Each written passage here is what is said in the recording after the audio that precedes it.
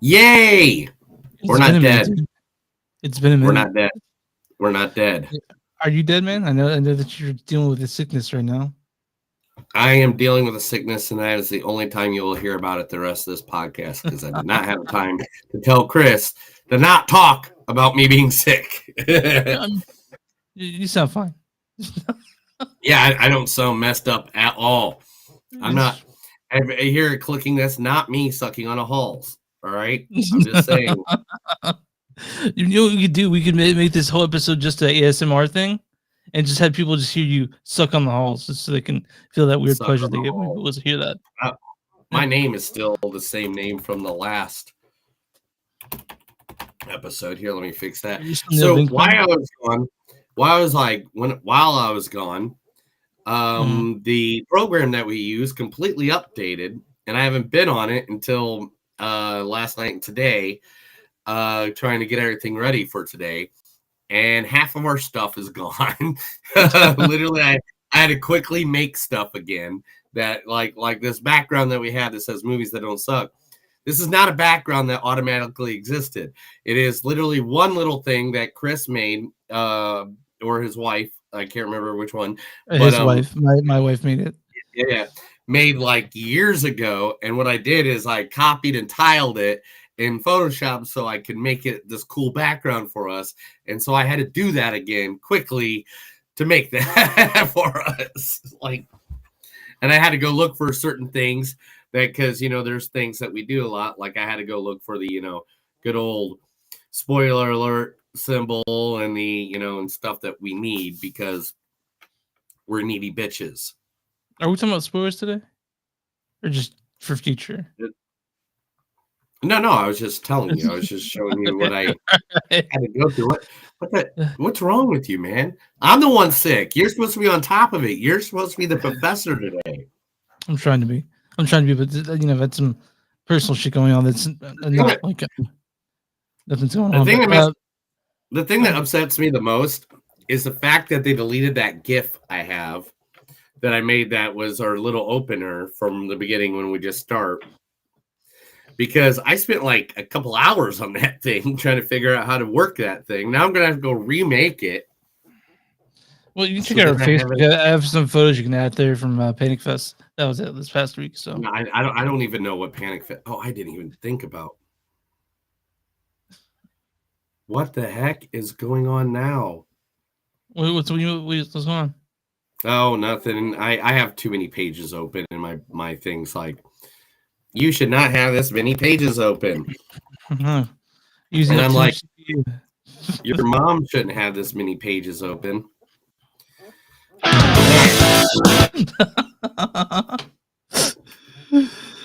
No, go for it. Why'd you stop?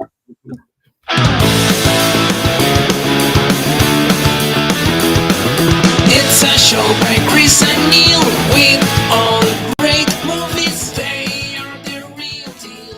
We watch them all, so you don't have to. It's movies that don't suck and some that do. Ladies and gentlemen, boys and girls, listeners of all ages, this is a new episode of Movies That Don't Suck and Some Do. My name is Neil. I'm Chris. And today we're going to be covering two movies out there for your viewing world. Now, before we get into these two movies, I just want you to know, coming up soon will be a bunch of data episodes for a wonderful thing that we love to call Panic Fest. Chris went to Panic Fest. I couldn't go this year because while Chris was at Panic Fest, I don't know, where was I? I was at WrestleMania 40. Now, I love Panic Fest, and Panic Fest is a great place to go. Everybody should go. But I was at WrestleMania at the floor. So that's like saying, hey, do you want to go to the theme park down the road, or do you want a week at Disney World? And it's like, and trying to compare the two, they're both great. They're both amazing. They both bring awesome. I would say that Panic Fest was, I mean, every year it's my favorite time of year. So I know, and I wanted to go, and I mean, next year it's happening for sure, because I'm not going to go to WrestleMania again. That was expensive as F, and plus, how can I top the greatest WrestleMania of all time? John Cena was there, right? John Cena was only a bit of it, man. Like it was. I'll talk about it here. Let's actually tell these people what movies we're covering. Right. The first movie that we're covering today is a movie that's not even out on a platform until next week or two. It is a movie that Chris forced me to watch. Yeah. On this platform, I don't know what it was, but I found it and I watched it. And he told me if I didn't watch it, that he would hate me and we'd no longer be friends. So I had to watch this movie, and that movie is called Hundreds of Beavers. Now, this is not the porno Hundreds of Beavers. This is an actual movie. It exists, yeah. That exists. Do you have any clips for any of the people in this film? No, because it's mostly no dialogue in this movie. Yeah, it's a silent movie. But there's sound effects and there's music, but it's supposed to be like a golden era of cartoon type movie. Yeah, we'll talk about more in depth of that here in a second. I do a clip for it though. Okay, go for it. Yeah.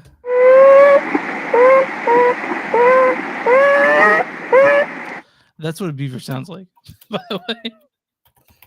I don't remember hearing that. Right. I'm not sure it's in the movie, but I wanted to get a picture of beaver. Right. I don't even know what the heck you just did, bro. What did you do? All right. What's the other movie? Yeah. The second movie that we did is one that we missed about a month or two ago. And the reason being is I only mentioned this once. I can't go out to the theater right now. I am sick. During my travels, I got a cold and I don't want to give it to anybody else. So I could not go out. And I've only been home for 48 hours. If that. Yeah. So in the last 48 hours, I watched these movies, put together the podcast as quickly and as good as I possibly could. And the second movie is one that we were dying to see before, and we finally got to see it. And that is Bob Marley, One Love. Yeah, who's in the movie? I don't know. You never sent me a list. Kingsley Ben-Adir. Yes, ma'am. Yes, ma'am, his friend, and that is why I am trying to give him a wake-up call. There is no more room for anyone. Not you, not me, not Jimmy, not Sam, no one to be standing on the fence anymore. Our people are literally dying in the streets every day. Black people are dying. That's from One Night in Miami, where Kingsley Ben-Adir is playing Malcolm X, but this one plays Bob Marley. Oh, I was wondering what we were talking about. Yeah. This is and also this stars Lashana Lynch. What? Look, this all seems like heaven, this little bubble or whatever. But it's so obvious you're a man who only has time to kill, nothing to live for. Zavado Oprachev is off limits. You get in my way, I will put a bullet in your knee. The one that works. That's from No Time to Die. Lieutenant Diane. No Time to Die in 007. No Time to Die. I thought you said Lieutenant Dan. That's how out of it I am. That's Lieutenant Dan. Also, this stars Anthony Welsh as Don Taylor. I got mix-up. I didn't go out especially. I was going anyway. Whoa. Sorry. It's fine. You missed it. You all right? Yeah. Let's get this out of the way. No, it's okay. You don't have to. Hey, what did you eat?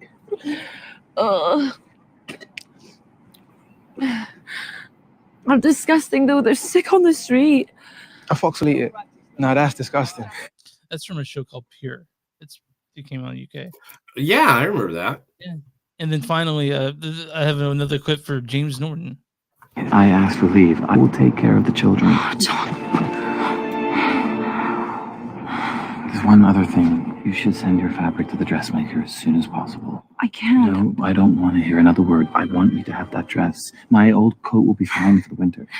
John, It's all settled. John, I really can't. I sold the fabric to Sally. You did. I don't want you to be unhappy. That's from Little Women. Holy cow! I remember Little Women. That's one of your favorite movies. No, it's not. But well, you didn't like you didn't like Big Women, but you like Little Women. Oh, Greta Gerwig directed that one, by the way. I'm just kidding. I'm just kidding. I'm just kidding, but we're fucking here, man, and it's been a minute. Yeah, you can make it here. Probably, could you make it here without like GPS? You think? What? You can make it here without GPS, right? Just like straight from memory to my place. Can I drive from one place to another without GPS? To me, like without using it. Oh, to your house right now? Yeah. Yes. Okay. If I use Shawnee Mission, if I use Shawnee Mission Parkway. Okay. Okay. From Shawnee Mission Parkway, because I know to take the right next to the liquor store, go down, and then you go down 2 over next to the house with the picket fence, and then there's like 2, and then you go that way, and then your house is down on the left. See, see, man, yeah. So, how's Panic Fest? It was incredible, dude. I'm movied out, but I was there most nights. I was not there Monday or Tuesday, but I was there Friday, Thursday, Friday, Saturday, Sunday, and Wednesday, the final closing night, to see Boy Kills World and Infested. And I'll tell you, man, I'm beat. Like, it's kind of exhausting, but I had a great time. Dude, you're exhausted. I had to walk everywhere. I have like shin splits for like 6 months on my legs, bro. Like I was at a place with over 71,000 people on a daily basis, over 48% higher than the WrestleMania before. Viewership was up 41% from the year before. It was the highest grossing, highest back. I mean, again, look at this. Just look at this. This is just from my view from sitting down. Like, look at that. That how often were you sit? How often were you seated though? I mean, like it was, like back and forth, back and forth. You go back and forth because it's like it'll be like 1 second, all of a sudden you'll be like, bam, you're sitting down.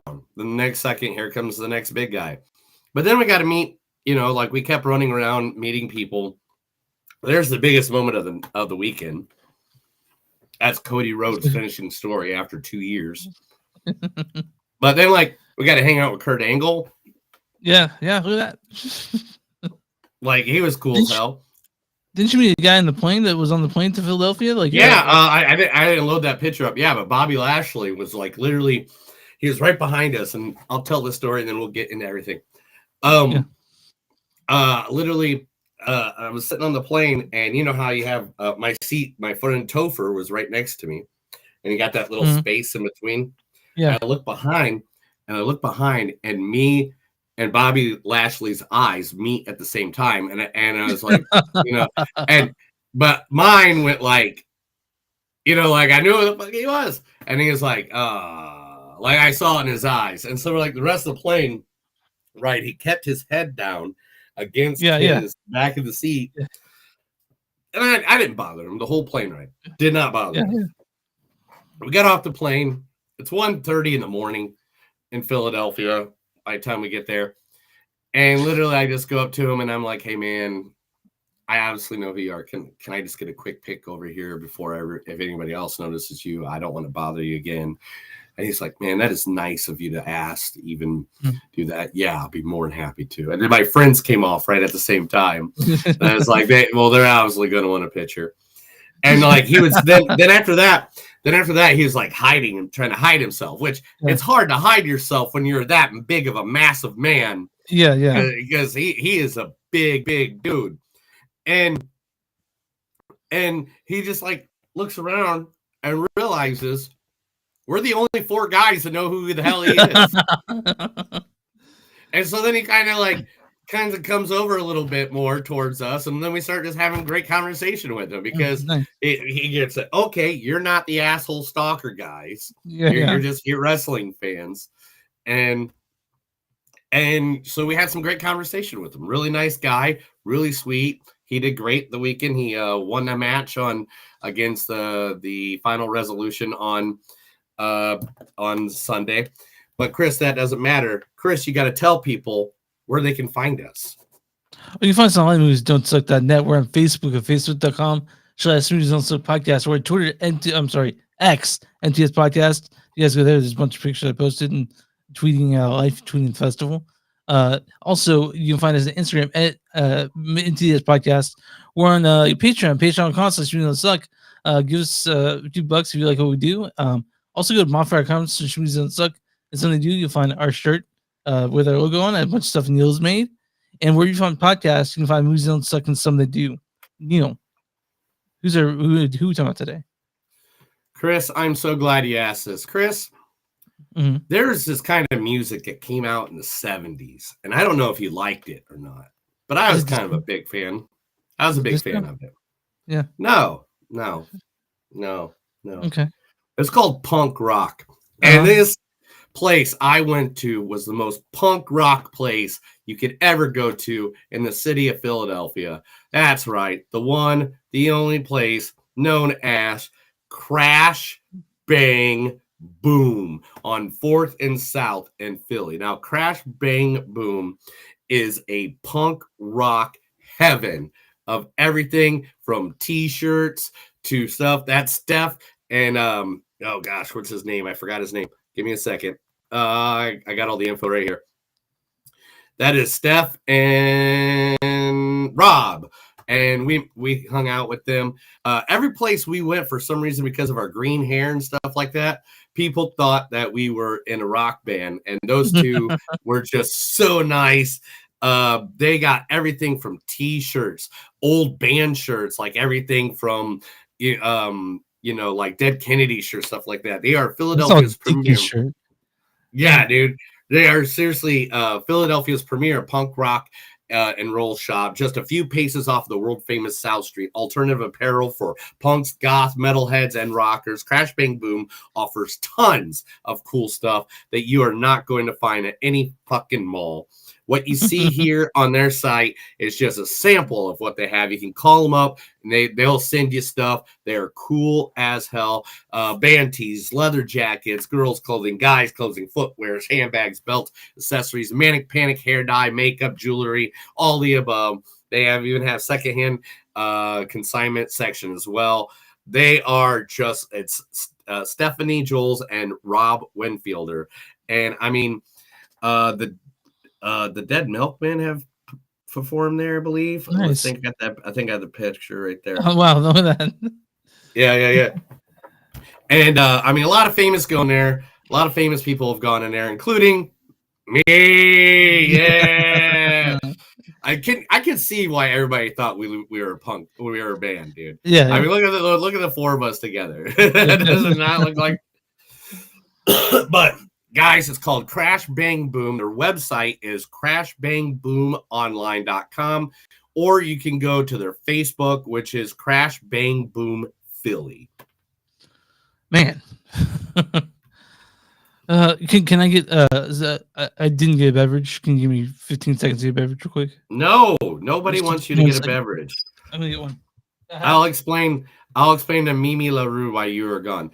Mimi, what Panic Fest is, it's a horror movie local festival for local artists. I think Mimi, if I'm not if I'm correct, is that your mom? Where? Mimi LaRue? Yeah, Mila, really, did she say something? Yep, here goes. Boom, what is Panic Fest? Panic Fest. Oh, wow, I'll tell you what Panic Fest is. Panic Fest is a film festival. They do sci-fi, thriller, horror, and it was here in Tennessee from from April 4th to the 10th. I was there most days, and yeah, and it was great. Tell her who else is a part of it. What do you mean? What's You have other family members that are part of it. Part of Panic Fest? Seriously, dude, you got some sisters-in-laws that might be hanging out there. I don't know. Your sister? Yours! Yours! Yeah. We came. Yeah, we came in. Also, Sarah! Sarah McGuire, friend of the show. Yeah. There were lots of people there, man. It was good times. And I'm sorry. Okay. Don't worry. I mean, I thought I was the sick one. You're gonna have to spell things out for me today. I guess we're gonna have to go the other way. Oh, 1 second. I gotta get something off the shelf over there. He was looking something. Yeah, He's gonna show us something. What was you were there? I was there. Oh, was I there? was I there? Metaphor, yeah. I'm sorry. Yeah, this is my I was there shirt. I couldn't find one at the World. Okay, so there's WrestleMania World. I couldn't find one there in my size. And I literally bought one of the $10 ones off of the street. Yeah. And then Monday at Monday Night Raw, I finally found one in my size. But now that that's over, let's talk about 1.5 million beavers. Just hundreds, apparently. So this 1 billion beavers. This is directed by Mike Cheslick. The writers are Mike Cheslick and Ryan Brixton Cole Tews. And this stars Ryan Brixton Cole Tews is Gene Kayak. Olivia Graves is the furrier. Wes Tank as the master fear trapper. Doug Machinsky as the merchant, and Louis Rico as the Indian fur trapper. There are other people in here, but they are all dressed in costumes. Because hundreds of beavers is like nothing I've ever seen before. But Neil, why don't you read the storyline for? I can't believe out of all the sound effects, that's the one you went with. Like, I love you to death. All right, where is the storyline? I'm looking, I'm waiting. It's getting there. In this 19th century supernatural winter epic, a drunken Applejack salesman must go from zero to hero and become North America's greatest fur trapper by defeating hundreds of beavers for beaver. For beaver. So this is, man, it's hard to explain what this movie is because we could say it's silent, we could say things, but it's in black and white, and it's really like watching a live action cartoon. Yes. Now, I'm going to say some stuff, and when I say this stuff, I want you to settle the fuck down and not jump in and get crazy. Don't get too crazy yet. Don't get crazy. Mm-hmm. When you first go into this movie, you have no idea what the fuck you are watching. Even if we explain it to you 104 times, you are not going to understand what you are watching. But saying that, I even messaged Chris when I started watching this movie. What the fuck did you get me into? Why am I watching this movie? Especially when I had like a fever. Like I just want to watch something normal, you know. I just want to watch like give me something like, Roadhouse or Ghostbusters or something normal. Something normal. And that's not what Chris did. Chris is like, let's give him the most thing that's going to make him hallucinate dreams for the next 10 years. But all that being said, I would have preferred to seen this in a theater. This, it could have been 20 minutes shorter. That's my only complaint. This is usually the kind of platform that runs better when it's in short distances and not a long sprint like this is. Mm-hmm. But I am not gonna lie. I had a really good time with this movie. Like Yeah. after I got going, and it wasn't I found its pattern or anything like that. It was just like the story finally like made sense to me finally. Like because Yeah, it is, even though it's very right on what it is supposed to be. You get confused by like all the stuffed animals and all the like yeah, you all sort the of have to acclimate to what you're actually watching. And once you do, I really so this was been screening in theater festivals. It came through the Screenland. I didn't get a chance to see it, but when I saw those at Screenland, and I got an email from the PR firm, I was like, they give us a screener that asked us if we want to talk about it. So I looked at it, and this would have been fun to see in the theater full of people. I think. yeah. Yeah. I would love to see other people's reactions. Mhm. Because as much as my reaction is good and fun for me, I love seeing other people's reaction when it Yeah. comes to things. This would have been fun movie to see in a full theater. So if it Or- gets released, Or in a stadium full of 71,343 people. what was it? So you guys, how far was your hotel or your Airbnb from WrestleMania? By the way, just real quick. It was a total of like 11 minutes by Uber. Oh, you guys took an Uber there. You guys didn't do that. And then they're in their public transit. It just didn't work out that way. It just didn't work out. It couldn't work out any other way. So this movie is I guess would you say it's fine for the whole family? It's unrated because it's not submitted for the full release yet. But I didn't know until this movie that Applejack was an actual alcoholic beverage. I actually have some here. How is it? I actually have a full bottle. I don't know. I haven't tried it yet. I had it with me and my wife found it during the holiday season, and you're supposed to keep it warm. It's supposed to be a warm drink. Yeah. And we're like, oh, we got to try that. And then we got it. And now every time we look at it, we're just like, no. You know? But yeah, so there's drinking in this, but that's the very beginning. And then after that, it's a bunch, I'd say one bunch of dead animals was very cute. Every animal you've seen here is dressed as an animal, like in like a mascot costume. And it just sort of ramps up until the end. Neil's right, it does run a little long for this type of format. My favorite scene, I believe I have a photograph of it. Here it is. It is when they're ripping out the intestines of one of these stuffed animals, but it's all fuzzy intestines and Yeah, stuff. salted. Yeah, yeah. I was just like, all right, I'm down. It's very funny. I laughed a lot during this movie. We did not laugh a lot, but I laughed a lot because it's really like watching like a fucking Looney Tunes, like cartoon. It really is. Yeah. It is like watching is it PG-13 R-rated? What do they put this? There's some stuff in here. They're pulling on intestines. There's I think What do they they said the fuck word Rate once. it, though? There's no rating for this. This is not rated. No, this is not rated yet. It's unrated. All right, but anyway, it'll be PG-13 or R-ish. I don't know because there's no cuss words. There's really no blood and gore, but still, there's a lot of. I mean, there's one point chick gets pretty much butt naked and jumps on a stripper pole. Yeah. I mean, it also felt a little bit like Super Mario at points too. You know, I thought it was fun. There's a review. There's a review I read. Mm-hmm. Let me see if I can find it real quick. What's the name of the show?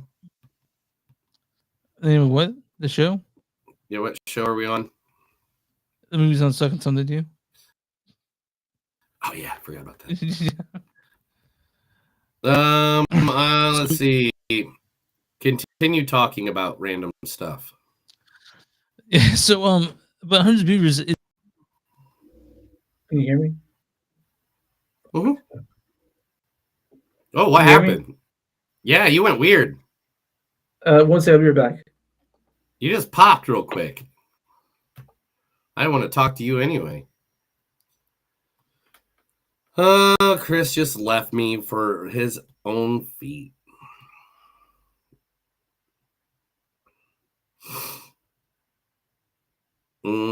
Yeah, I know. He doesn't love me anymore. I think that's a problem.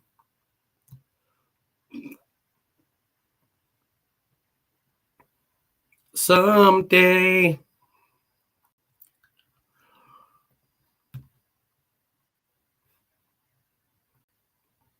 Sorry about that.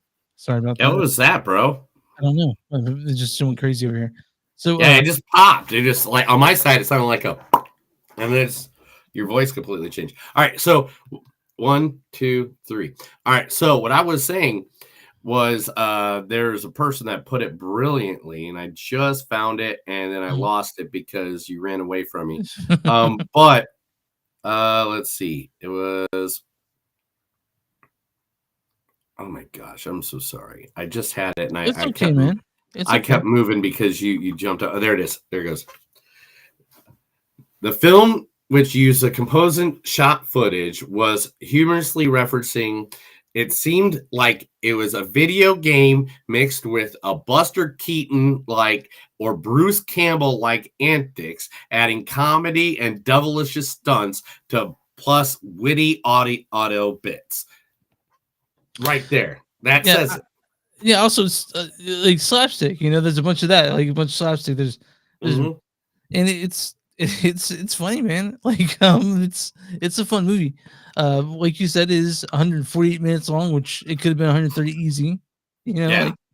But Like, there was a lot of fun in this movie. That I mean, the guy made it for only 150,000. Is that what it said? 150,000. Yeah, and that was basically because of the costumes. Yeah, it cost $10,000 to make a costume. But yeah, man. Chris, give me your rating, man. Give me your 1 out of 5. What is this, bro? 0 out through 5. A 3.7, 3.8. It's a little long, but it's something I haven't seen before, and that says it counts for something, And Chris, I'm going to be right there with you. Because of the awkwardness, I think we're going to go a little bit higher. I think I'm going to give this a 3.8, and the reason being is because it's awkward, and I love that it's a movie I've never seen before. Right. So me and Neil we're at 3.8 for Hundreds of Beavers. We do recommend it. It's going to be on VOD starting the 15th on Amazon Prime and Apple TV. So if you guys want to watch something fucking weird and fun, watch Hundreds of Beavers. RottenTomatoes.com. What is the audience score for Hundreds of Beavers? Oh man, they already got scores. Yeah, I thought this was not available yet. All right. It's available. It did tour through the U.S. and so a lot of people saw it during the tour. All right. I am going to have to say has to be an 85%. 93%. Oh, you're so close. Yeah, okay, all right. I'm on the what's the critic score for Hundreds of Beavers?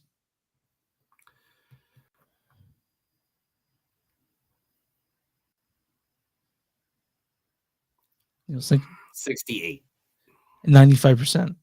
Damn, certified fresh in the house. Yeah, critics' consensus is sustaining a zany premise of stylistic bravura and inspired gags. Hundreds of Beavers is a comedic gem that gives a damn. I'll read a bad review and a good review. So this is from Luke White Thompson, the AV Club. He says the reviews are about as sympathetic as a Caddyshack gopher, and John's a nitwit, so the audience's only rooting interest is in seeing how crazy things get. All right, whatever. And this is and this is from Robert Abley, the LA Times. He says, you do well to satisfy your craving for knockabout lunacy by checking out Hundreds of Beavers. As visionary as indie and Mini Moon and damn sight more fun. So we like this movie. It's going to be available for VOD starting the 15th. If you're watching this, if you're reading the, it'll be ready Sunday. So if you guys get a chance to check this out, it's fucking wild. It is pretty wild. It's do get it. Check it out if you want to see something you've never seen before. That's basically the best way to say it. Yeah. So I'm glad that you enjoyed it, even though you were. Yeah, I mean, there. You can see it together. You could see it with a friend. You could see it with, people you just met, or you could see it in an arena with 71,243 people. So, question: navigating that, was it easy? Like getting in with all those people? I mean, did you have exclusive access to the front? No, you had to go through all. You have to go Oh. you have to go down the road and stuff like that. But they did have our own porta potties in an area, so that was cool. So we didn't have to go up for that. Yeah. And then we had a beer guy that kept on hitting us up because he Oh, knew we were the beer people. But also besides that, it on the levels, when you're up on the different levels of the arena of the football stadium, that was packed as hell. Yeah. Like all the hell. I've never seen anything that packed ever. And I've been to 3 other WrestleManias. So like literally that was a little much. But as soon as we were in our own areas, like getting food and gear or anything like that, that was hell. That was hell. Like we'd have to wait like 30 minutes in a line to even get near to just getting a hot dog. You know what I'm saying? Like, so it's like, so then we decided to eat way before we got there. Yeah, beer guys on the floor, and stuff like that. But all right, man. What we did. Yeah, you got some news queued up for us? I got some news. It's been a couple weeks. I know. We'll see what we got. This is the movies that don't suck in some of the news. I'm gonna read stuff to Chris, and he's gonna cry like a little baby because he doesn't understand words. I'm gonna do this. All right, let's. Well, Chris, this one ain't laughing. This is the way we started because this was just announced a couple hours ago. Francis Ford Coppola's wife of 61 years, Eleanor Coppola, has passed away at the age of 87 years old. If you don't know, she was also a director, a documentary maker as well. She helped with the making of documentary about Apocalypse Now. She did Hearts of Darkness, which won Eleanor. Hearts of Darkness is probably my favorite documentary. One of them. Yeah. She won an Emmy for that. Years and years and years. Go look up her work. Respect the lady.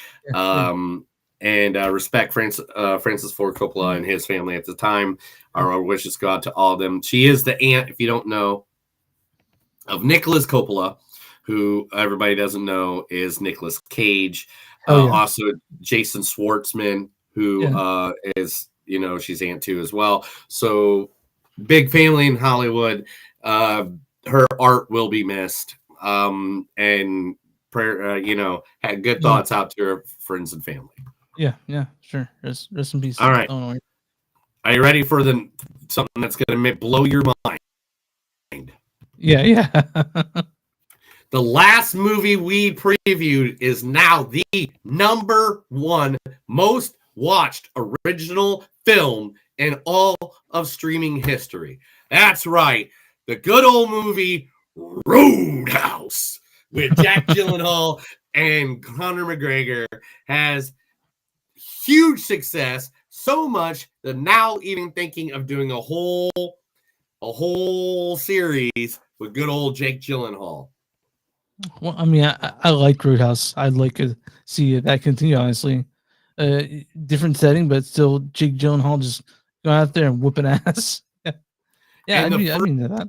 Are you ready for this?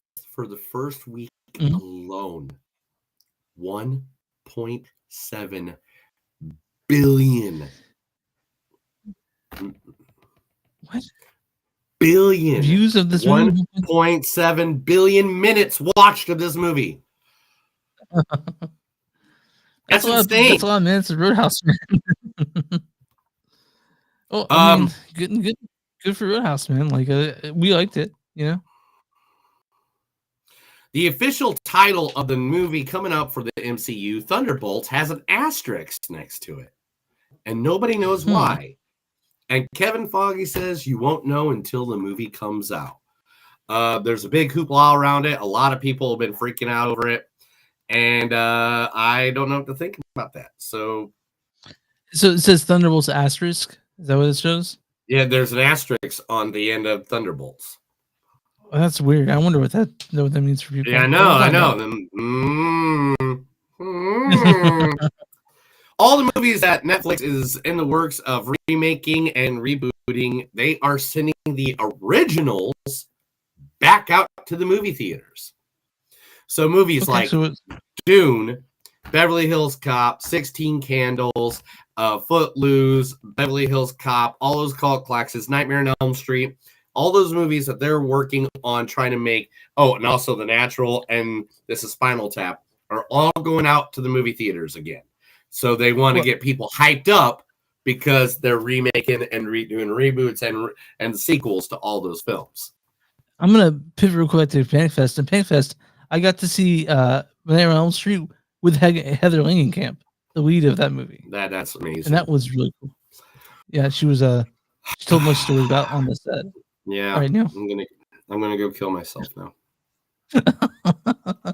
You would have loved it. I know you would. I mean, I wish I could have just like been within a hand's reach of like The Rock or something, but I guess seeing Nightmare on Elm Street would have been best. Let's continue with a little bit of the MCU news real quick. So a lot of people are upset about this. I guess this happened about 10 days ago, but we haven't talked about it, so let's do it. So if you know Julia Garner, she's the girl from Ozarks, plays, the girl that, lives in the trailers with all her family, and she's always the one that helps. Julia Garner. Okay, gotcha. Yeah. I think Julia Garner is like yeah, no. Julia Garner will be playing the Silver Surfer. They are flipping it and making it a female Silver Surfer. So she's going to be Shala Blah in the upcoming, which means if there's a Silver Surfer, this announces who is the villain in the Fantastic Four movie. Who? Like the only biggest fucking villain in all of goddamn MCU. Dude, I was hoping I was waiting for you to announce it because that's your thing. Galactus! One of my favorite villains in all of comic books. They've never got him right on any form whatsoever, except for the animated series Silver Surfer. If you ever seen that, they were made by the same people that did the original X-Men. It's a good one-season series. Go watch it. But Galactus, seriously, I can't wait. I hope they do him right. Eternals, right? He was in the Eternals, wasn't he? No, he wasn't in the Eternals. No, don't you ever say. Javar Bardem is the top choice right now for Galactus. Wait, it's unclear. You mean Javier Bardem? You mean? Yeah. I'm sorry, Javier. I'm sorry, guys. I'm literally still got a temperature, and so you already guys know how much I fuck up names. So Javier Bardem is literally the guy that's the name is going around. Kevin Smith is coming out with a new movie, and it's going to be called The 4:30 Movie. It's an coming of age comedy set in the summer of 1986, featuring a story of love and friendship. The film stars Austin Cesare, Nicholas Calaria, Reed Northup, and Shaina. I can't read that name. Shaina Ongadong, making a departure from his iconic Jay and Silent Bob duo. There will be no Jay and Silent Bob in this. This will be just a nice, great comedy of coming to age film. In the 80s, it looks like 16 Candles to us because it's in the 80s, so it'll be fun. Chris, yes, are you ready? I'm ready. I was born ready. Do you need? You have a choice. You can take the blue pill and go back to sleep, and none of this ever happened, or you can take the red pill and see how far the rabbit hole goes. Okay, I might take the red pill, but yeah. The Matrix 5 is now in works. The Martian writer Drew Goddard is now working on the 5th movie, with Lana Wachowski. Yeah. They're working on it. The story hinted at an original cast involvement. So they're probably going to move away from Neo and all that. Well, I don't know, man. I remember I had a rant that probably went on for 10 minutes or like 8 minutes about the Matrix 4 when we talked about it. I remember I got done and I was like, "Are you done?" Because you talked for like 5 minutes straight. I had thoughts on it, and my thoughts on the fifth. I really don't care about the fifth one, but they're making it, so whatever. All right. I mean, what are your thoughts on the fifth Matrix? One of my favorite things when all the Matrix, the original Matrix, came out was a little animated film called The Animatrix, which had little shorts in it. Yeah, it's one of those that had the little shorts in it for people at home. It has little shorts in it that of stories that happen within the Matrix. If they could get sometime like that kind of feeling in a movie, and not just try to do the shoot 'em up, agent shoot 'em up kind of movie. Yeah, then I'm all down for it. Because the Animatrix reminds me of like a Black Mirror or what Room 401 Love, Death, and Robots. or Love, Death, and Robots. There we go. Great. Exactly. Those are awesome because it's creative. It's new. It's something different. If you just give me shoot 'em up, Agent Smith bullshit over and over and again, I'm not going to care. I'm not going to care. Yeah, so I wasn't a fan of the fourth Matrix 4, whatever it was called, like Reloaded Again or whatever. But yeah, I mean, if we do a movie podcast, we're gonna have to fucking talk about it. So you know, right. like a lot of people were like, "You gonna see them?" Like, yeah, I have to do this for the show. So right, and so all right. Do you like DC movies?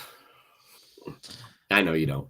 But anyway, so secretly, nobody knows this, but secretly, for the past couple weeks, all the DC movies have been disappearing from all the platforms. So, like, that means like everything gone off HBO Max and stuff. It's just Max. It's not HBO. Okay, sorry. Yeah, everything's just. I saw this heated. I saw this heated argument between wrestlers about that on a show the other night. Anyway, yeah. So they are going to be doing the Disney approach. Okay. They're going to throw things in the vault, and in a couple of years, they're going to release them out for people to watch them. Do you mean like a DC like subscription service thing again? No, it's they're just not going to put them out there in the public because they're trying to figure out some way to be different than Marvel. I see. So they're basically making it like we're resetting. They've took them off. They've took them off of Netflix. They've taken them off of Disney Plus. They've taken them off of on the Max. They've been taking them off. And people just now began to notice. Is the Harley Quinn series still on Max? That's one I don't know. It better be. I haven't checked. Because if it's not, man, I will kill a motherfucker. I will kill them. I will kill them all to death. And then, all right. Let's talk real quick about trailers. Me and you. Some couple of trailers came out in the last week. Let's talk about two of them in specifically. Okay. One, I know you've had seen it. Maxine's trailer came out. Mad Scenes? Maxine? Oh, yeah. I forgot I saw that. Yeah. That's what we saw. I'm the sick one. Maxine, the trailer looks like it's weird because it makes it look like a crime thriller, doesn't it? Yes. I'm all for it. Because it gives us a different, because that's what worked with X and Pearl is that they're different. They're completely different. And you're giving us a third movie that's going to link them all together and it's a criminal mystery documentary kind of. I love it. I'm excited. I love all the I above. can't wait. I can't wait. Now, let's talk about the other trailer that came out. Okay. I'm not even going to try to pronounce the second part of it, but it's the Joker sequel. Folie à deux or something like that. Yeah. What's your thoughts on that?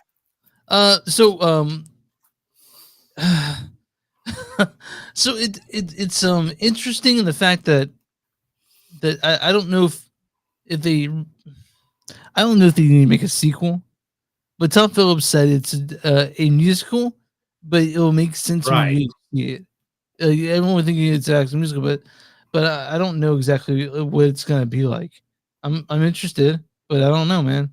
I didn't really think we needed a sequel for this movie, and I don't know if maybe they jumped the shark, but I don't know. Folie à deux, Joker, Folie à deux. It's the sequel to Joker, the thing they said wouldn't have a sequel, and now it's almost done. Be here in September, I think.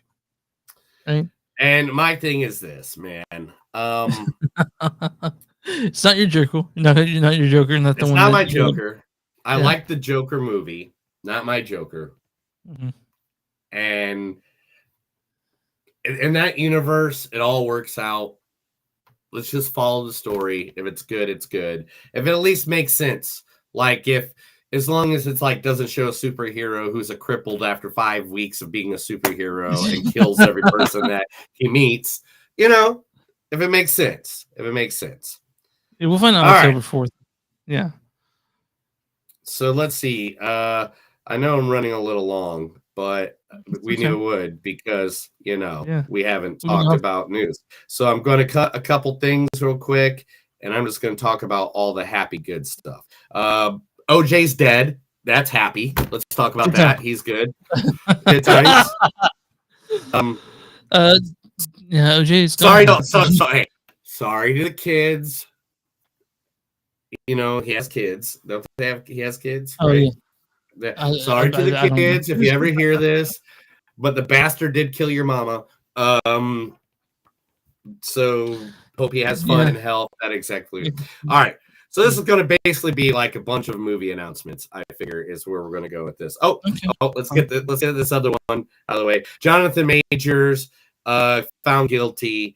Will be serving a year of community service for his violent acts. Everybody is asking for the guy who plays in the new Fallout series.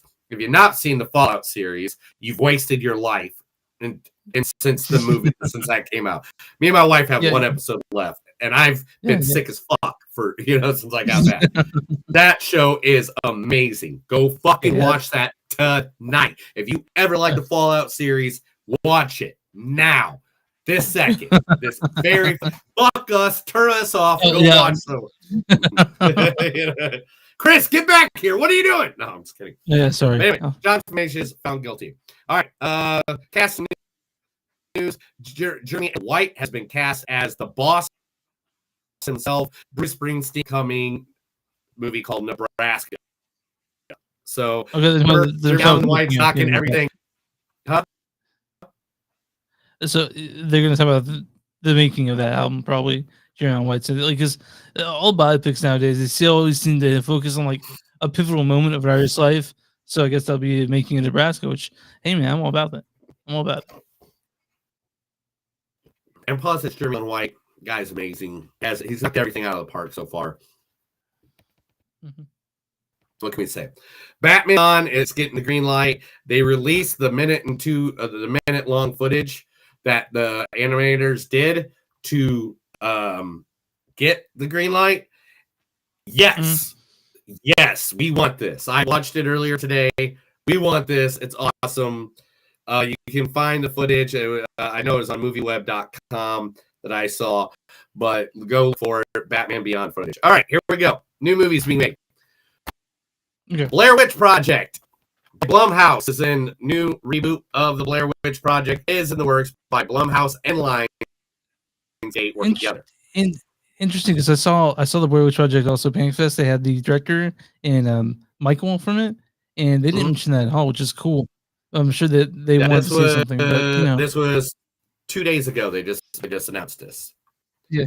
Okay. They said that they're going to be trying to get back to the success that it originally had. All right, let's go here. What's this? Oh no, that one I opened on accident. Stanley Kubrick's debut film. It has been restored to its original version and is now streaming. So you can go see Kubrick's 1953 war film Fear and Desire, which is considered one of the best movies of all time. The original 70-minute version of Fear and Desire was recently discovered and has been remade. Not remade, but is now streaming. It's not saying where it's streaming at. Yeah, it's not saying where it's streaming. But go look it up. Stanley Kubrick, if you like him. Kubrick is literally one of the best directors in the history of everything, arguably. Yeah, I agree.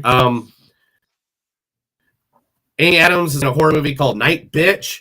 It will be coming out in December. The film could be a dark horse hit for Adams in the horror genre, offering a unique look. It's a stay-at-home mom turning into a dog at night. Nice. Go Amy Adams. Nice.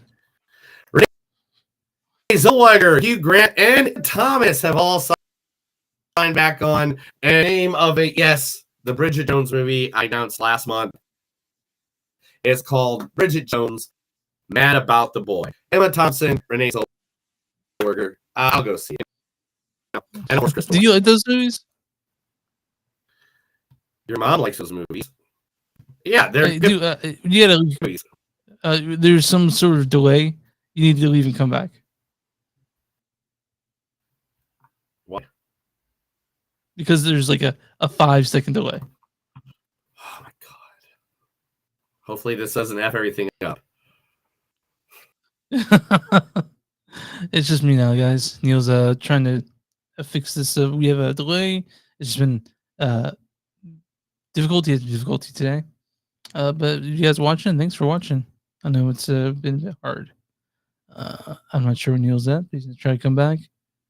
You're back. You made it. Your mom made it. All right. After Bridget Jones. All right, give me a second.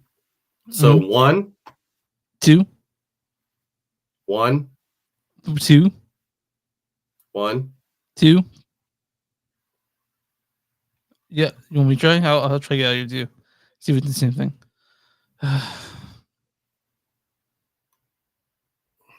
Now Chris is left because Chris effed it all up for us. It's all Chris's fault. Chris did it, not me. It's been Chris the entire time. 1, 2. There we go. We're on. Right. Okay. Yep. So All after Bridget Jones. All right. Five Nights at Freddy's has got the green light. Five Nights at Freddy's 2 is on its way out the door. Cool. Awesome. Boom. Gone. Let's not talk too much more about that. Glenn Powell has been tapped to start an Edgar Wright's adaptation of Stephen King's remake, The Running Man. They said that wrong. It's not Stephen King's The Running Man. No. Who wrote The Running Man? I don't know. It's Richard Bachman. So yeah, I mean, okay.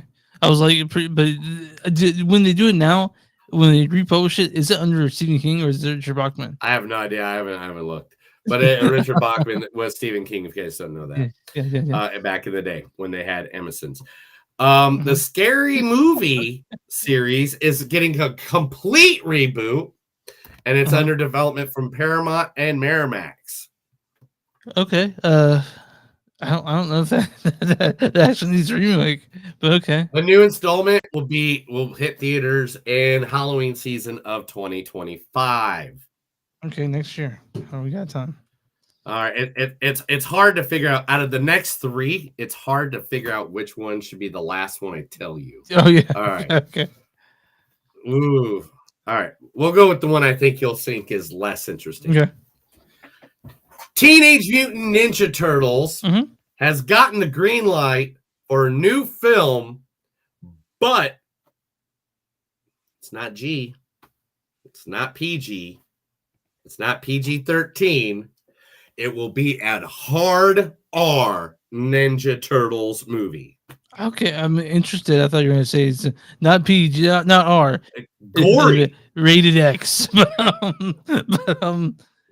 yeah, gory. I'm looking for that. I mean, it got the green light. Is it gonna be live action? It will be.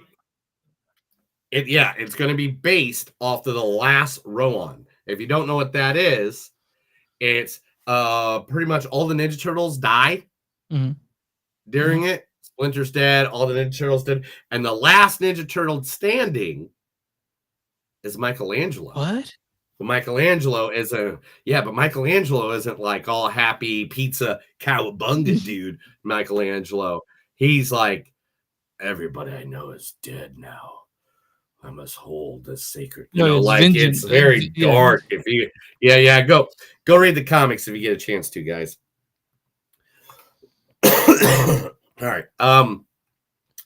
Chris Farley, the biopic, has been greenlit. The director will be Josh Gad, the guy who does the voice of Olaf in Frozen, or Hot Tub Time Machine. I can't remember everything the dude's been in. But the man playing Chris Farley is Paul Walter Hauser, also known from what's everything he's been in? I don't know. Like what's all the stuff that dude's been in? Like he was in. Yeah, he was the one that was in the Bomb movie. He was the one that broke the legs in I, Tonya. He was the guy that was. Apparently he's a professional wrestler. I'm trying to remember every movie that. Yeah, he's in like so many different movies. He's like Richard Jewell. He played Richard Jewell. That movie. He was in Black Klansman. He was in Defy Blood. He was in Cruella. Yeah. That's what I'm saying. Yeah, he's a Cruella. There's another one that he was in that was famous. Yeah. Like, so that is your lineup for the Chris Farley movie. I'm down for that. I feel like they're going to give it the love it deserves. I listened to Adam Sandler's song about Chris Farley like yesterday, crying my desk. Oh God! Every time. Last but not least, you might have already heard of this, but I put it in the news segment. They did come out a couple days ago. Dune 3 Messiah has been greenlit. We are going to get the complete trilogy of the Dune series. All right, man. I really hope the third one's as good as the last one because it's going to be hard to beat. Because Dune Part 2 was so fucking good. So good. I mean, maybe it just goes up. Maybe it just keeps on going up. All right, man. Is that right? And that's the news, Chris. All right. Let's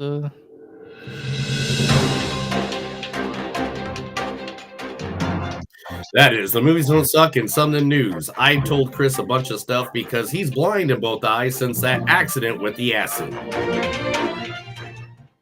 So is it? You can't mute it. By the way, you can't mute it when you do that.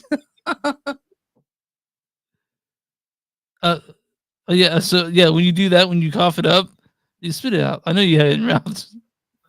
No, I don't have anything in my mouth. See? Okay. All right. So we're talking about Bob Marley, One Love. This is directed by Ronaldo Marcus Green. He's directed such things as Monsters and Men, King Richard, the movie with Will Smith before we won an Oscar that time, but earlier that evening he slapped Chris Rock, and that was some fucked up shit to see.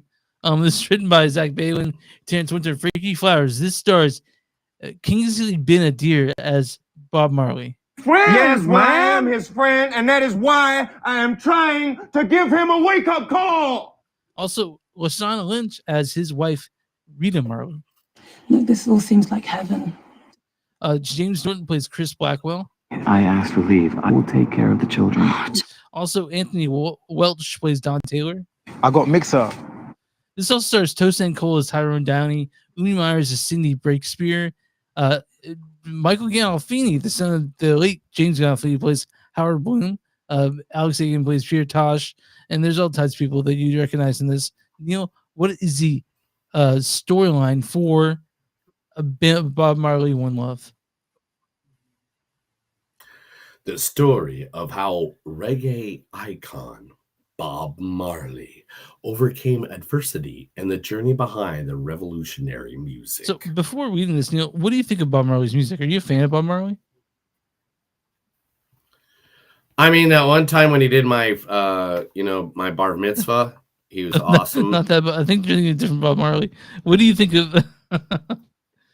So, I don't think you're Jewish either. Are you? You're not Jewish. Neil.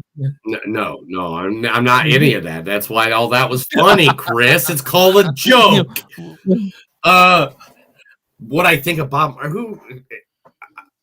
if you don't like Bob Marley, at least a couple of his songs, at least something. If you don't every now and then go, I shot the sheriff, or if you don't go jamming in the night, jamming, one love, one life. Like if you don't have that funk, that jazz in your hips, I feel sorry for whoever you're in the middle. Bob Marley is like literally dude's a visionary. Dude's a visionary, and this movie only covers from the time to his first attempt at a Pete's concert to his last time at Pete's concert in Jamaica. Covers that 5 or 6 years in between that.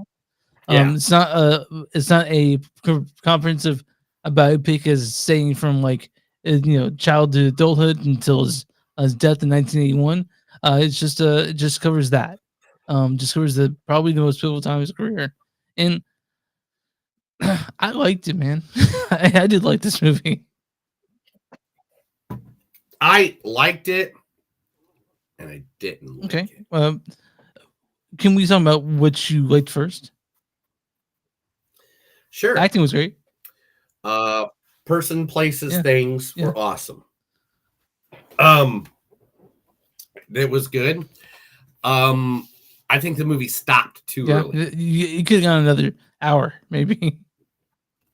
No, I don't mean time frame wise. As the story itself stopped a little too early. Okay. I think it needed to set up one of the biggest events that Bob Marley was a big part of, which is creating peace between, the different sides of the Jamaican warfare.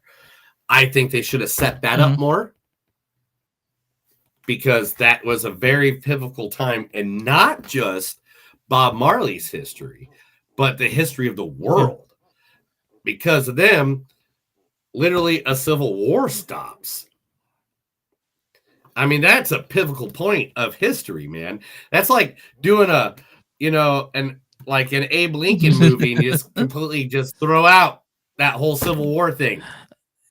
Yeah. So I do think that a lot of people were complaining that it didn't show enough of this creative process, and I thought we got enough of that. I really liked the scene with Exodus. That was a cool scene. Yeah, I thought, especially with the what they call him, Permhead, I think was his nickname that they gave him. I kind of gave a little bit of like, oh, hey, this is how we do it. And he's like, well, this is how I do it. And I thought it was really good. Also, the fact that I researched Rastafari and stuff like that, and knowing that all this time it wasn't it was Yah. Yeah. And I just thought, Jah. Like, Jah people need to make it right. Like, I thought it was the people got to make it right, but that's just a Jamaican accent. It's just Jah's the name of God. But Jah is the name of their God, or Savior, or whatever. Restaurants also believe Haile Selassie, who was Emperor of Ethiopia, was the second coming. I also believe that. And he was considered the second coming or whatever in the 1920s or something like that. But so that was cool facts to learn. But I thought they could just I don't think it was creative. I think really, I don't know, the creative part, I thought they gave us enough of that. The only thing, my biggest problem is the guy who played Bob Marley was not dirty enough. Not dirty enough. Look at him. All right, let's do it side by side. That guy, all right. Nothing against his acting. His acting But was his dreads are great. too nice. Is that what you're saying? His whole appearance was too nice. He's looking. He looks like that rich guy that put on some dreadlocks and is like, I'm gonna be Bob Marley for Halloween, bro. I mean, yeah. And everybody's like, Look how uniform all the dreads are. Like when you see people with dreadlocks, they got big ones, they got fat ones, they got ones that are wiggling. Look at, they're not as. Yeah, look how Bob's is. Look how the actual Bob's is. You know, like, and that's my complaint is the fact that he looked like a rich guy that goes to a Halloween costume contest at at his dad's law firm, dressed like Bob Marley, and he didn't make me feel like he was Bob Marley. You want different dreads. I get you. But not different dreads. It was him in particular, period. Okay. Like, all right, if you do a movie about Rob Zombie, let's throw Rob Zombie. Okay. All right.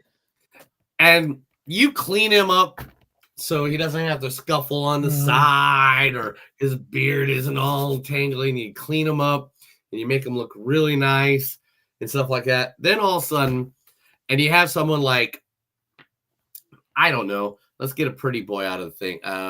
Timothy Chalamet. Okay. All right. Timothy Chalamet with dreadlocks on his head and a little beard and stuff. He's not gonna make me feel like the essence of Rob Zombie. Right, because Kingsley I know Bandier is very good. And looking. I know this. He's very good looking in the lead character. Yeah, and that's the thing. He was just way too good looking. And that's the thing I think this is the problem I've had with all the music bios. I think this is all coming full circle to me now. Because Austin Butler made sense, because Elvis was known to be a sex item, right? Yeah, Austin Butler was very sexy. But yeah, Taron Egerton playing Elton John. Elton John was balding, a little chubby until he got a little older and got the cocaine habit and stuff like that. But he's way better looking than Elton John. They weren't really that good looking. Yeah, Rami Malek playing Freddie Mercury. Freddie Mercury was a good looking guy in a way. But Rami Malek's a different level of good looking. So I think we need to chill our fucking tits on some of this, guys. All right. Even if we go a recent movie that has nothing to do with music, but Iron Claw, where you have Zac Efron playing Kevin Von Erich. Kevin Von Erich was one of the better looking of the freaking Von Erich brothers. But he's not even 5 levels near what a Zac Efron is, And I'm not trying to be a dick. I know all these actors are good looking people, and they're just doing them. And the acting is great, and that's what makes it and stuff like that. But sometimes it just it makes it so that these people, these legends, are unreachable. So you're saying that when they're very reachable. These actors that they're part of the reason why they're popular is because they're pretty attractive. Like I mean that's what would be an actor. That's kind of what you need.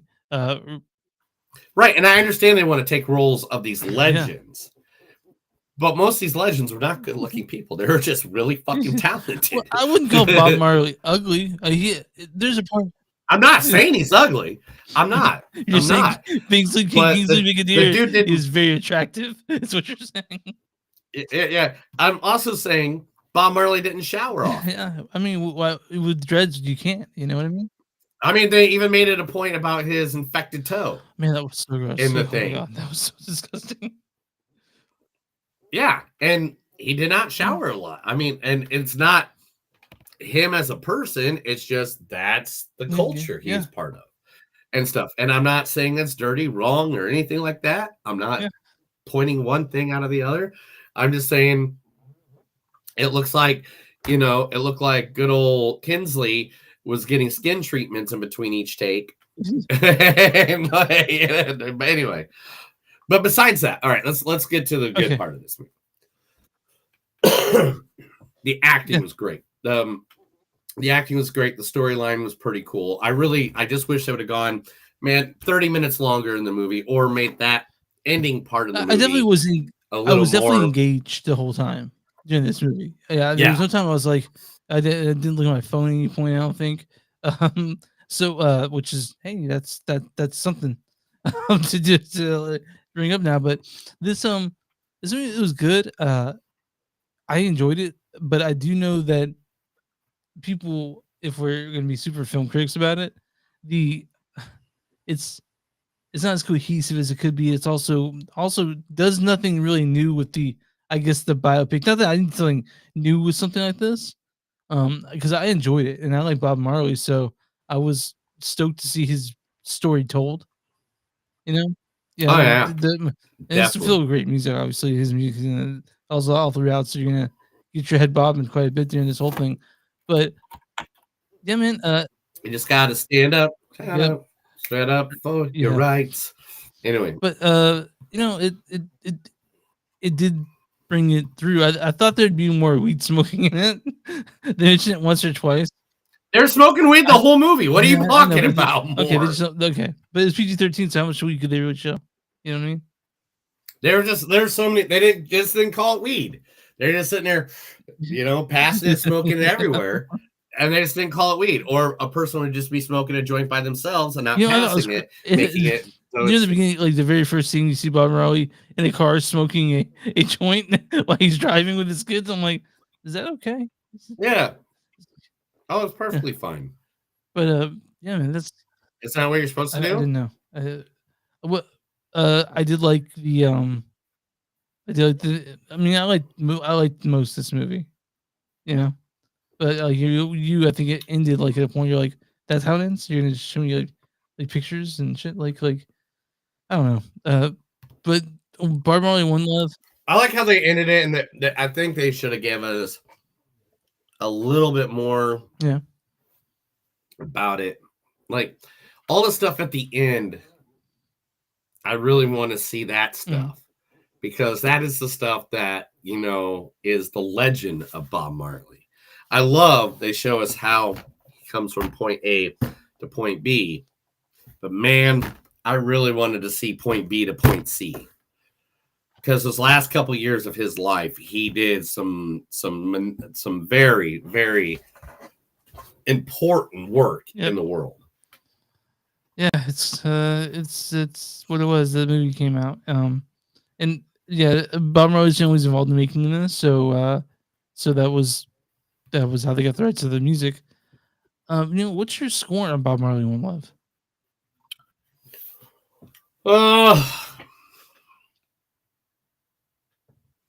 I think it's a good movie. I'll give it 3.5. I'm not going to give it higher than that, and the reason being is again the parts I wanted to see about the Bob Marley story is the things of history that he did a major part of. They show a glimpse of that, and they're trying to show more of the creative part of him. It's not the way I would want to go in a Bob Marley movie because I want to show the work that he did. It's just like, hey man, let's do a George Washington movie, but don't have anything involved with the Declaration of Independence. Yeah, he had a great life all the way up that, and even after that, but let's not show any of that. It's like some of those key points, I feel like, especially when you're doing bio movies, you have to put those in.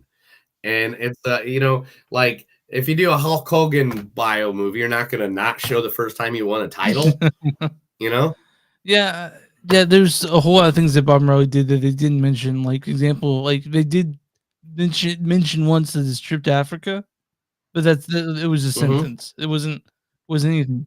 Yeah, it was an afterthought, and those things meant a lot in not just his world, but there's books written about the stuff he did, and and things he did in a week. So you're 3.5, I'm 3.6 on this one. I'm gonna run to me. I was like, how was the audience score for Bob Marley One Love? I am gonna definitely have to say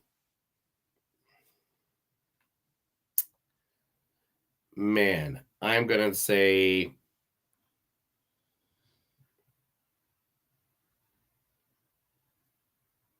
72%. 92%. Wow. Here's what audience says too. Audience says Bob Marley One Love is a moving glimpse into the brief period of the singer's life, especially for viewers who don't already know a lot about him. All right. What's the critic score for Bob Marley One Love? 84%. 43%. Wow. It Yeah. went way down. Yeah. Critics' consensus is Kingsley Ben-Adir does an admirable job in the central role, but Bob Marley One Love is ultimately a standard biopic, doesn't do justice to its brilliant subject, which is, I think, what your I think that's what my and I hate that I'm agreeing with freaking critics like that, but like yeah, that's my thing too. Like as much, and I don't care about the creative process of him making music. That's awesome. Everybody has their own different creative process, and that's great. Show me a little bit of that, but I want to see that cool stuff that he did that changed the fucking world. Okay, so here is a good review and a bad review. The good review is Dwight Brown of Dwight Brown Inc. says it's a worthy addition to features, doc series, and books that will continue to explore the facets of the reggae superstar's existence. This may not be the ultimate Marley narrative, but this project respectfully keeps his memory and mission alive. And this next one is actually from Jake Wilson at The Age, and I think that you would agree with this. Is considering this unlikely to be the last attempt to dramatize Marley's life story, next time it wouldn't hurt if a Jamaican filmmaker had to go, which would actually be interesting. They'd actually be interested in showing that part that it changed Jamaica. Like when it came to Bob Marley, because you were saying that he did a whole lot of cool, like earth shaking stuff. They don't explore well enough into the movie, Right. So yeah, this is Bob Marley One Love. It's on Paramount Plus. If you guys want to go watch it, I think it's also on VOD if you don't want to subscribe for that. But it's okay. It's not the shittiest. I was engaged the whole time, man. I thought Kingsley Ben-Adir did a good job. But Neil also has a problem with all the biopics where they have extremely good looking playing just regular looking folk. So like here's a good review of it here too. I just found this one, right? Yeah. Damn it, I love professional wrestling. This is what I think about WrestleMania 40. Now that doesn't mean 39 and 38 wasn't getting back to gold standard because they were great matches such as Seth versus Cody. But man, this was the first one without the thumbprint of Vince McMahon, and boy, as hell, damn it, I love professional wrestling. Thank you, and thank you for making this event happen. Seriously. Is this something you're going to mention on your other podcast? I haven't started that because what I was going to do is I was going to start that when I was there. Were you sick of shit now? I was getting sick there. I mean, I've been sick for like a week and a half, bro. I mean, and I just didn't have the energy to do it. I wanted to do it, but you're going. What? I would be awake by noon. Would have to get food, water, shower, 4 people in a building, getting all ready, then have to get down there by like 2-3 o'clock. You're going to the first event. Then after that, you got to go to the next event. Then you got to go to WrestleMania. As soon as you're done with WrestleMania, your adrenaline's going 105 miles an hour. Got to wait like at least an hour or two until Ubers go down in price, and then so you get a couple drinks, and by the time you get back to the apartment, it's 3-4 o'clock in the morning. Then you want to watch WrestleMania that you just went to, or the wrestling event you just went to. You're gonna watch an hour or two of that. Then it's gonna be like 5 o'clock, 6 o'clock in the morning. You got to go to bed, get back up, and go again. Like literally, there is a good video of CM Punk on Sunday doing an event. He goes, and he has like bags under his eyes, and he's like, has anyone else only had 4 hours sleep in the last 3 days? Yeah. And he goes, now you know I've had bags under my eyes for 30 years. So there is this song by Operation Ivy called Healthy Body, Sick Mind. And the thing is, the song talks about how this guy's running himself ragged, and he's taking vitamins, but he's running, and he's working 8 hours, and it's just a matter of time.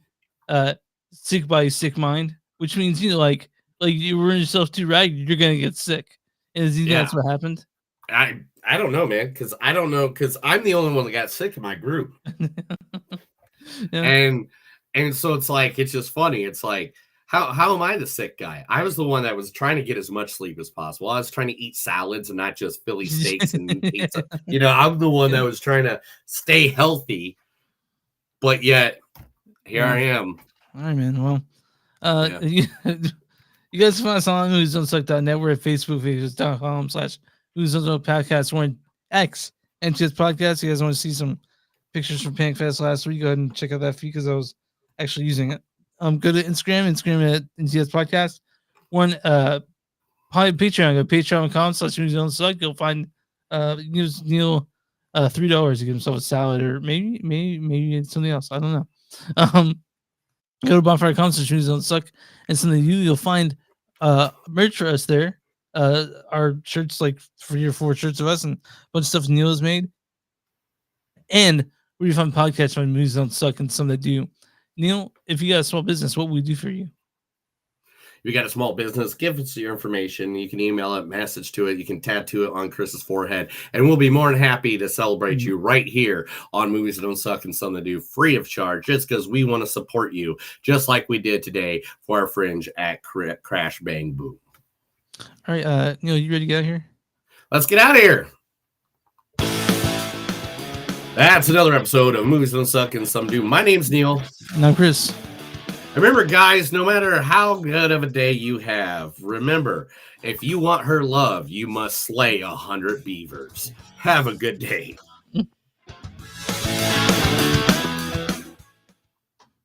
Are you ready? Yeah. All right, here we go. All right, there we go. And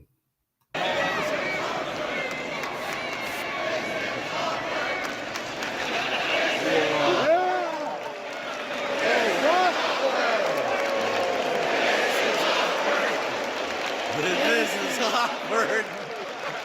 It's just kind of feels right.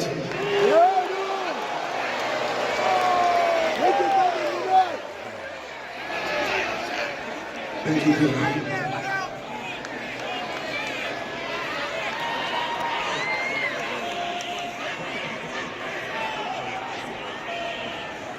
People chant. This is awkward. Can you hear me? yeah, Neil, can you? I didn't see it at all. It was a blank on our screen. really? Yeah, it's just blank space. So, yeah. Really? None of those? No, shut up. Any of this? I can see it now. I can see it now. If you want to re-show it, Natural essential oil. you want to re-show Yeah, it. give me a second. Let's see. Where's my Some- channel? Where's my ear channel? There we go. Boom. It didn't show anything? That's weird. No. I wonder if it's the way I played it. I see it now, but it wasn't showing when you're seeing it. Showing it. So right here. Okay.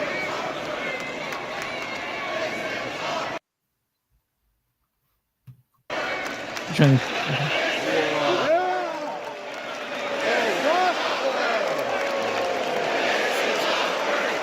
All right, can you hear me? Yeah. So what happened was The Rock asked him if he could hold his belt, and Cody Rhodes is like, "Yeah, can I hold your belt?" The belt The Rock had was a belt given to him by Muhammad Ali's widow at the Hall of Fame.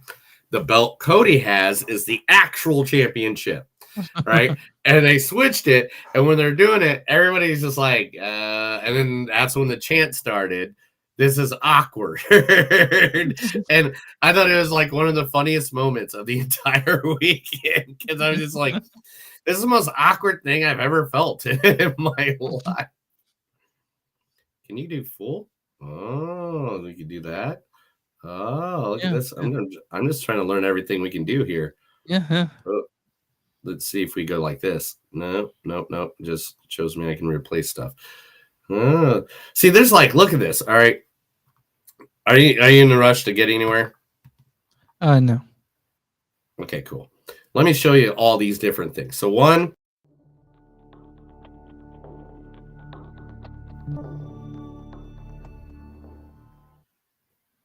Yeah. All right. Okay. So that was the countdown. This is the presentation. So, like, I guess I could probably put a back showing of that behind it. Yeah. So if we ever have video or anything like that, if we want to do a presentation, we can do that. Mm-hmm. I don't know what this one does. This is media source, so we can just add stuff to the screens and stuff. Yeah. Like, this is all the new things. Like, literally, we're on the side of the screen where it used to be where I could bring you in. Should we still be live, by the way? Oh, shoot. Bye, everybody. Have a good day.